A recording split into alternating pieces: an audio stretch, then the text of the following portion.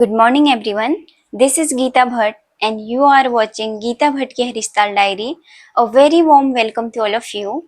In today's session, we are going to explore one of the famous poem of William Butler Yeats, Sailing to Byzantium. So let's begin our journey into the world of Sailing to Byzantium. The poem Sailing to Byzantium was written by William Butler Yeats.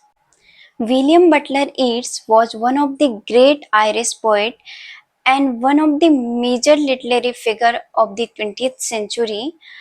Yeats was awarded the Nobel Prize in Literature in 1923. Sailing to Byzantium ये William Butler Yeats के द्वारा लिखी गई one of the famous poem है। ये Irish poet थे 20th century के। 1923 में विलियम बटलर ईट्स को नोबेल प्राइज मिला था। हिस्टोरिकली बाइजेंटियम एक एंशिएंट सिटी था, लेकिन इस पोएम में बाइजेंटियम सिटी तक सीमित नहीं है। For Yeats Byzantium represent a world of eternal art, wisdom, spirituality and immortality। यानी कि यह पोएम एक ऐसी जर्नी को रिप्रेजेंट करती है जहाँ पर एक ओल्ड मैन फिजिकल वर्ल्ड से उठकर स्पिरिचुअल और आर्टिस्टिक इमोर्टेलिटी की तलाश करता है। एक टर्म आई सेलिंग और बाइजेंटियम। सेलिंग क्या है? सेलिंग का मतलब होता है, आपको समझ आ रहा होगा, सेलिंग समुद्र से रिलेटेड है। तो सेलिंग एक जर्नी को रिप्रेजेंट करती है। इस पोएम में सेलिंग आपकी रिप्रेजेंट करती है एक जर्नी को, वाइल बाइजेंटियम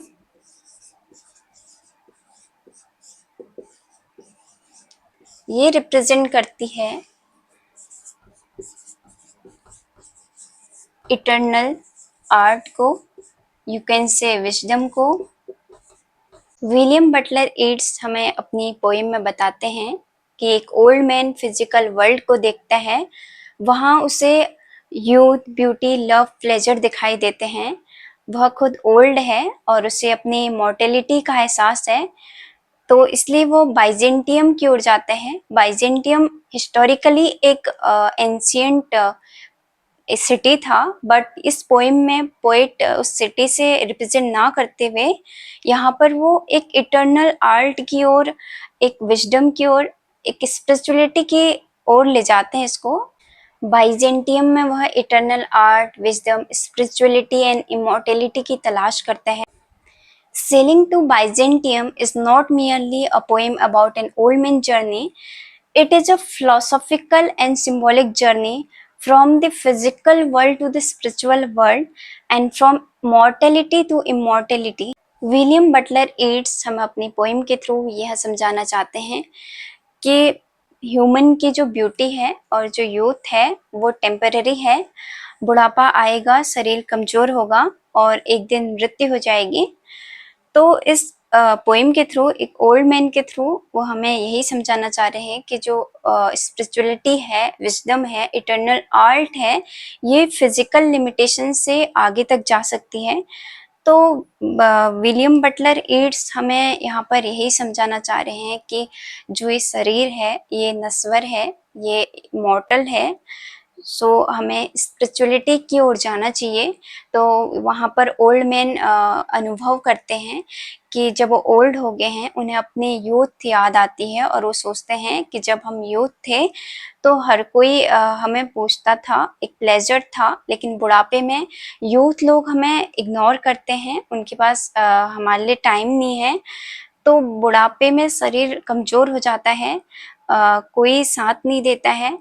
तो उस टाइम वो एक जर्नी करते हैं बाइजेंटियम की। बाइजेंटियम, जैसे कि मैंने आपको बताया, एक एंशिएंट सिटी था, हिस्टोरिकल एंशिएंट सिटी था। बट पोएट यहाँ ओल्ड मैन के थ्रू हमें ये ओल्ड मैन के थ्रू बाइजेंटियम को रिप्रेजेंट करते हैं, विजडम से, इटर्नल आर्ट से, स्पिरिचुअलिटी से रिप्रेजेंट किया गया है। और मॉर्टेलिटी मीन्स आप जानते हैं, नश्वरता, नश्वर शरीर, एंड यू कैन से मृत्युशीलता। और इमॉर्टेलिटी मीन्स अमरता। और बाकी जो दो टर्म्स हैं, सेलिंग एंड बाइजेंटियम, मैंने ऑलरेडी आपको बोर्ड में लिख के बता दिया। एट लास्ट पोइट हमें ये मैसेज देते हैं कि हमें एक इटर्नल आर्ट की तलाश करनी चाहिए। उन्होंने एक ओल्ड मैन के थ्रू, इस पोएम के थ्रू, सेलिंग टू बाइजेंटियम के थ्रू यही एक्सप्लेन किया कि यूथ में इंसान जो है वो हैप्पी रहता है, उसे ओल्ड मैन की कोई चिंता नहीं होती है। वो ये समझता है कि ऐसा ही होगा आगे भी, वो जैसा प्लेजर उसको अभी मिलना है। विलियम बटलर ईट्स हमें यही मैसेज देना चाहते हैं इस पोएम के थ्रू, सेलिंग टू बाइजेंटियम के थ्रू, कि फिजिकल ब्यूटी जो है, यूथ फिजिकल ब्यूटी जो है ये टेम्पररी है, ये बॉडी हमारा नश्वर है, हमें इमॉर्टेलिटी की ओर जाना चाहिए। जैसे उन्होंने एक ओल्ड मैन के थ्रू हमें समझाया कि ओल्ड मैन अपने यूथनेस को रिकॉल करते हैं। जब वो यूथ पीपल्स को देखते हैं तो वो उन्हें याद आता है, उन्हें एहसास है कि उस टाइम पर एक प्लेजर था और अब ओल्ड हो गए हैं, तो ओल्ड होने के बाद बॉडी वीक हो जाती है, body is fragile. So poem यहीं पर एंड होती है। आई होप आपको ये पोएम समझ आई हो। सो मिलते हैं अपने अगले सेशन में। Thank you so much for watching. Keep learning, keep revising. Thank you.